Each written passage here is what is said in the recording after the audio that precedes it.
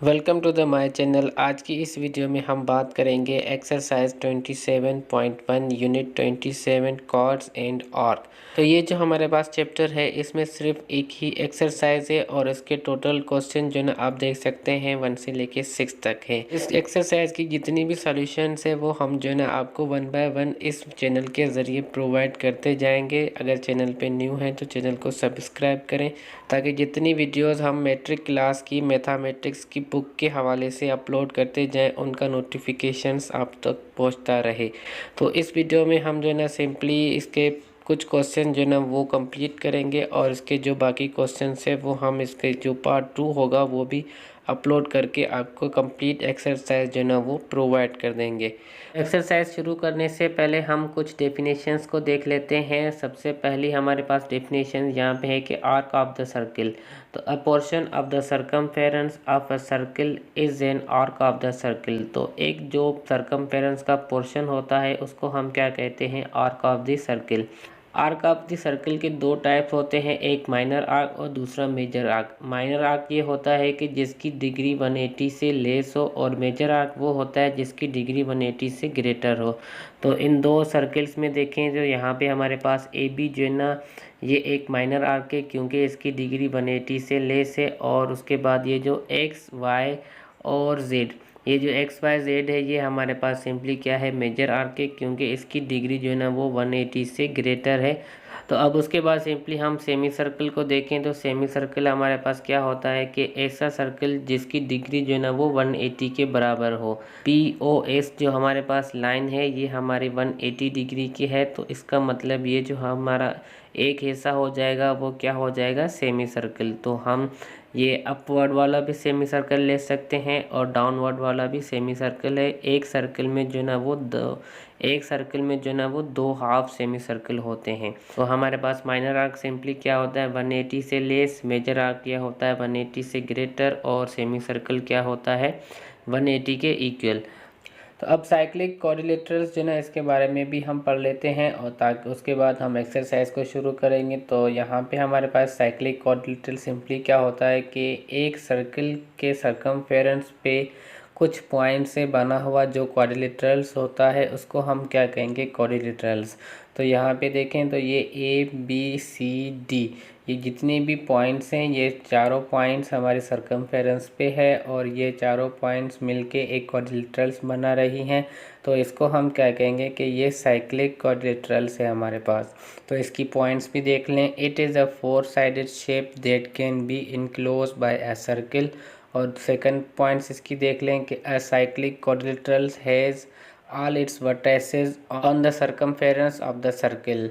तो ये कुछ पॉइंट्स हैं इसके हवाले से। अब उसके बाद हम इसकी प्रॉपर्टीज़ देख लेते हैं। तो सबसे पहली प्रॉपर्टीज़ हमारे पास इसमें ये है कि जो अपोजिट एंगल्स होंगी उनका सम हमारे पास 180 आएगा। तो यहाँ पे देखें तो अपोजिट एंगल्स इसमें कौन कौन सी हैं? एक एंगल ए और एंगल ए का अगर हम उसकी अपोजिट एंगल मतलब एंगल सी से सम करेंगे तो हमें जो डिग्री मिलेगी या हमें जो मेजरमेंट मिलेगी वो मिलेगी 180।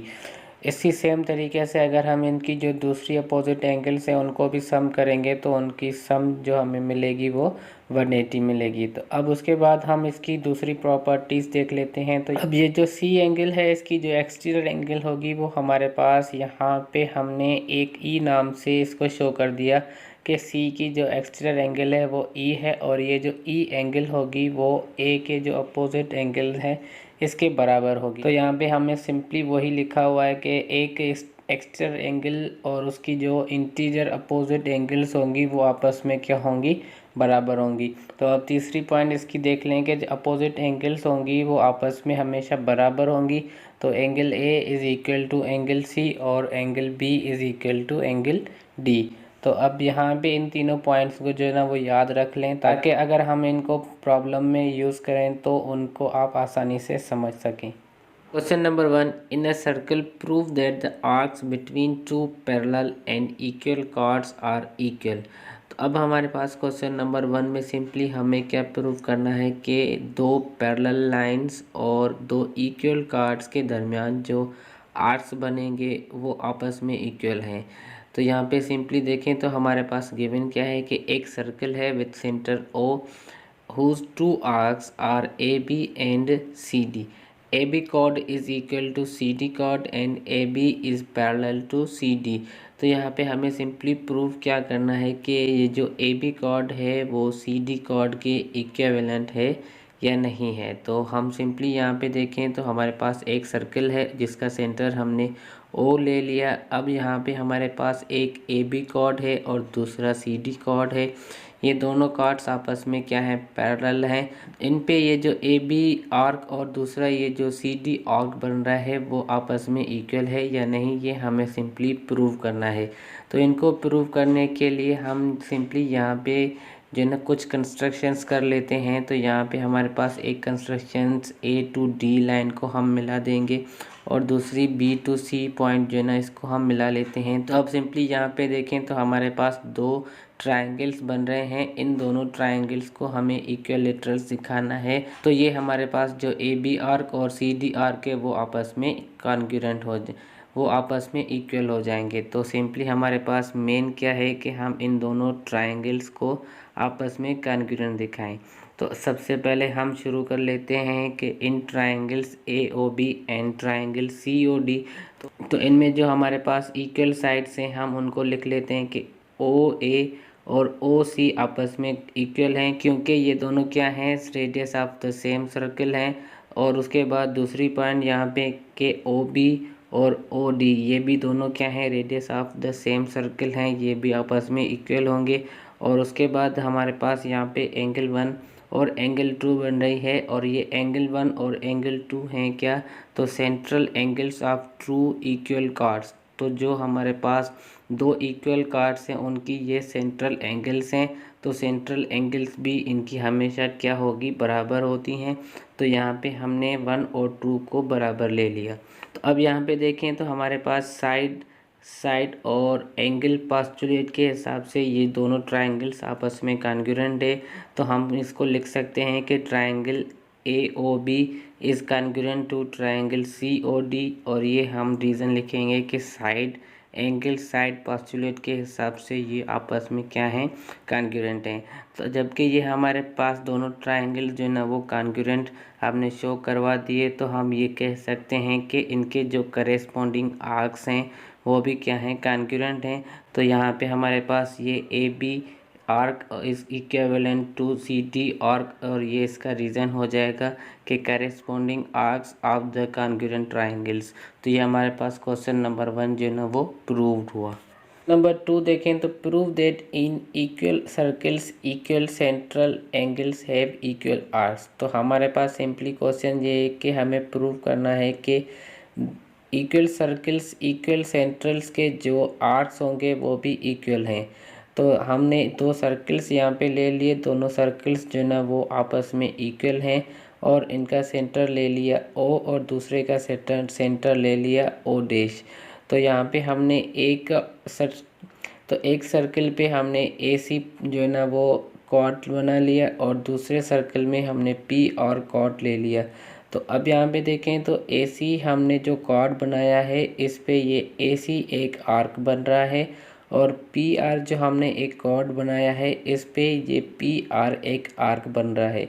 तो हमें जो ना वो AC आर्क और ये जो PR आर्क के आपस में इक्वल दिखाने हैं। तो हम यहाँ पे गिवन लिखें कि two equal circles with centre O and O dash measurement angle AOC is equal to measure angle PO dash R।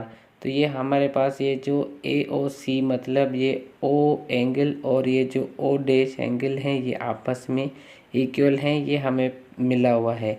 तो उसके बाद हमें प्रूफ क्या करना है कि इनके दरमियान जो ये आर्क बन रहा है AC और ये जो PR ये हमें दिखाना है, ये हमें इक्वल दिखाना है। तो अब सिंपली हम इसमें थोड़ी कंस्ट्रक्शंस कर लेते हैं ताकि हम इसमें एक ट्रायंगल्स जो है ना वो शो करें और प्रॉब्लम्स को सॉल्व करें। तो यहाँ पे हमारे पास कंस्ट्रक्शंस ये हो जाएगी कि हम O to A जो रेडियस है इसको मिलाएंगे, और O to C जो रेडियस है इसको मिलाएंगे, और O डैश टू P जो रेडियस है इसको हमने मिला लिया, और O डैश टू R जो रेडियस बन रहा है उसको हमने मिला दिया। तो यहाँ पे हमारे पास दो ट्रायंगल्स बन रहे हैं। इन दोनों ट्रायंगल्स को हमें सिंपली क्वेश्चन 1 के तरीके से प्रूफ दिखाना है। तो अब इन ट्रायंगल AOC और इन ट्रायंगल PO-R में देखें तो ये दोनों जो है ना वो इक्वल सेंट्रल्स और इक्वल सर्कल्स हैं, तो इनके जो करेस्पॉन्डिंग साइड्स होंगी वो भी आपस में इक्वल होंगी। O से लेके A तक ये जो रेडियस है और ये O' से लेके P तक जो रेडियस है ये आपस में बराबर होंगे।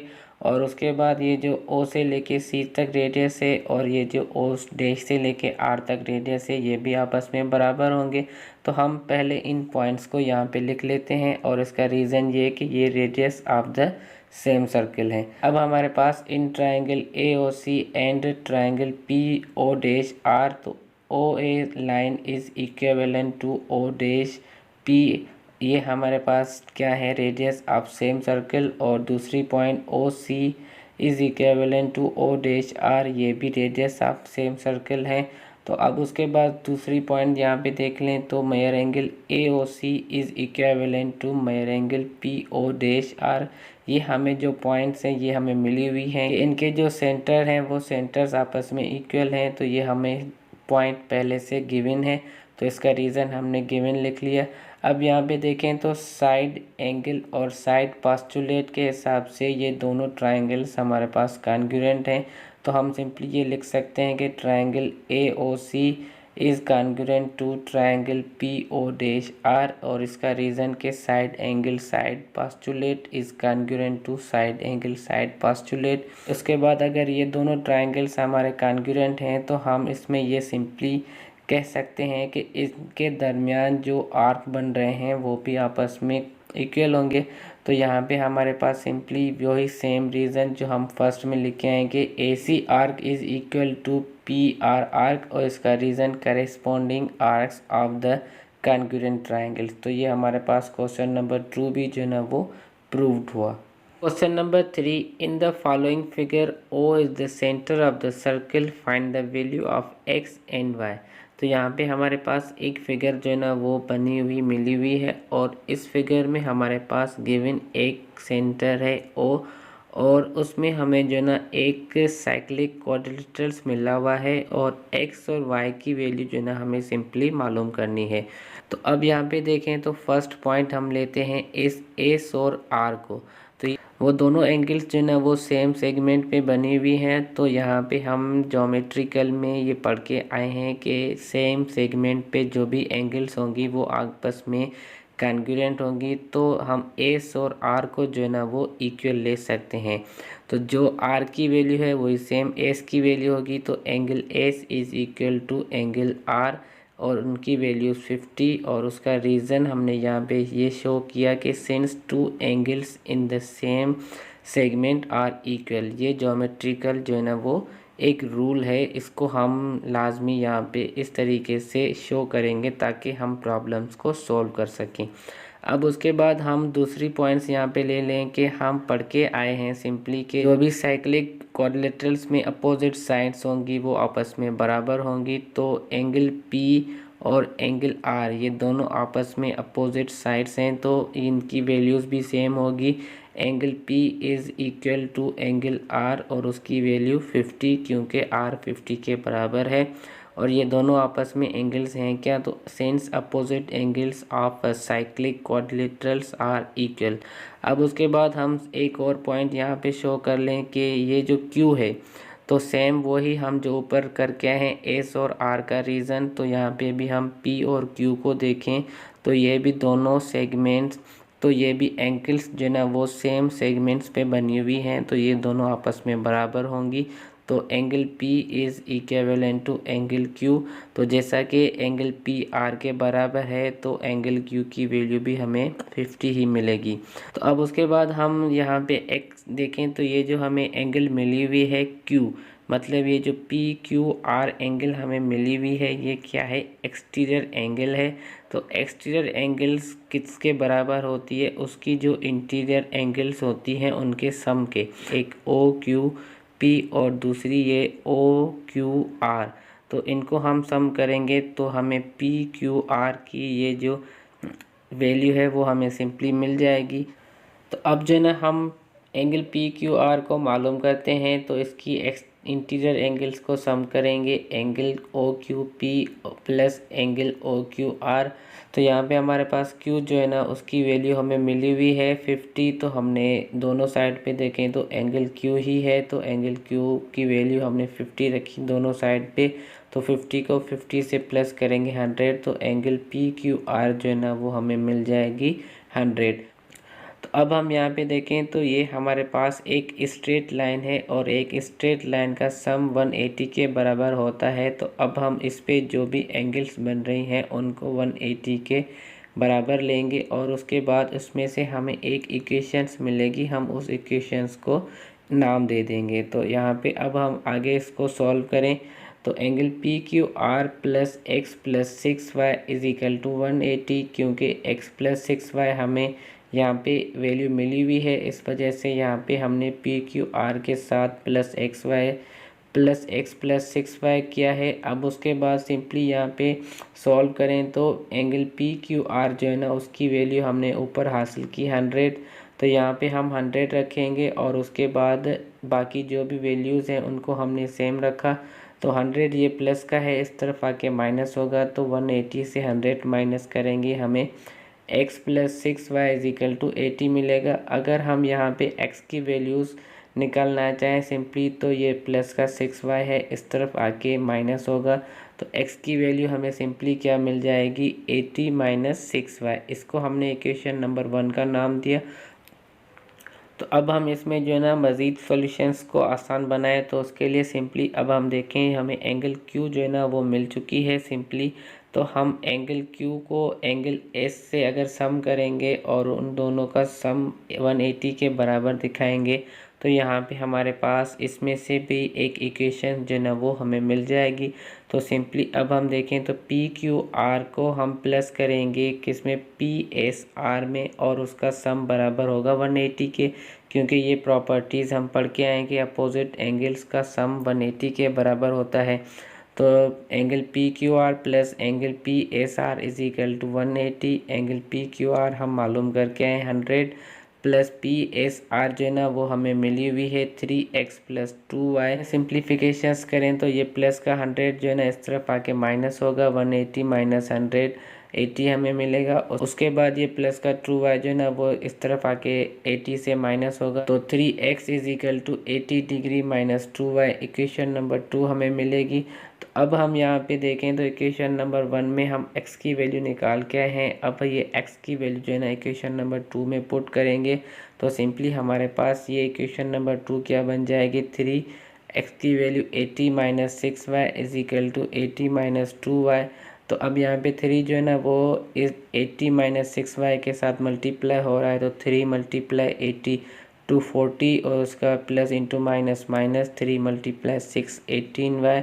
अब इस तरफ जो है ना वो वैल्यूज़ हमने सेम रखी 80 माइनस 2y। अब उसके बाद सिंप्लीफाई करें इनके, तो जो y के वेरिएबल्स हैं उनको एक साइड पे रखें और कांस्टेंट टर्म्स जो है ना उनको एक साइड पे लेके आए, तो ये प्लस का 80 हम इस तरफ लेके आते हैं, ये माइनस हो जाएगा, और ये माइनस का 18y इस तरफ लेके आएंगे, ये प्लस हो जाएगा। अब इनकी प्लस माइनस को सॉल्व करें तो 240 माइनस 80 करेंगे 160 आ जाएगा, माइनस 2y प्लस 18y ये हमें 16y मिलेगा। अब 16y के साथ मल्टीप्लाई हो रहा है, इस तरफ आके डिवाइड हो गया, y की वैल्यू हमें मिल गई 10। अब हम इस y की वैल्यू को इक्वेशन 1 या इक्वेशन 2 में पुट करेंगे तो हमें x की वैल्यू मिल जाएगी।